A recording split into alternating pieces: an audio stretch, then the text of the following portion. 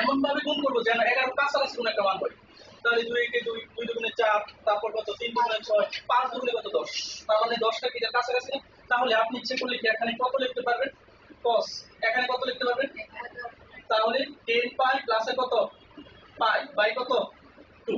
অর্থাৎ আপনার এটা গুণ করে এই মানটা আমি বসালাম। এখন স্যার লক্ষ্য করে দেখেন এখানে কত আসবে cos। এটাকে দুইটা ভাগ করি তাহলে এখানে 5 পাই আসে না? আর এখানে কত পাই বাই 2। এখন 5 পাই তো আমার 2 পাই এর উপরে চলে গেছে। তাহলে 2 পাই এর উপরে চলে গেলে আমার আগের রুটসটা ইয়ে করা লাগবে। তাহলে এখানে কি বানাইতে হবে স্যার? cos। এখানে পাই বাই 2 দিলাম। এখানে কত হয়ে যাবে? 10 প্লাস হচ্ছে কত পাই বাই 2। এখন 10 করে হিসাব আপনি করেন। 10 যেহেতু যোগ হয়েছে তার মানে এক ঘর বেড়ে যাবে। এখানে কিন্তু নির্দিষ্ট মান আছে, কিন্তু 0 না। 0 না থাকলে এক ঘর কি হয়ে যাবে? বেড়ে যাবে এখানে। তাহলে দেখেন 10 ঘর যদি হয় তাহলে এটা 8, 9, 10, 11 ঘর। এই যে এই ঘরটার মধ্যে আমার আছে। তাহলে এটা কি তৃতীয় ঘর না? তৃতীয় ঘরে কি cos আছে?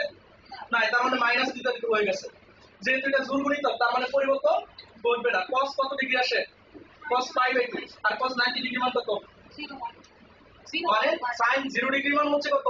0 আর cos 0 ডিগ্রি মান হচ্ছে 1। তাহলে cos 90 ডিগ্রি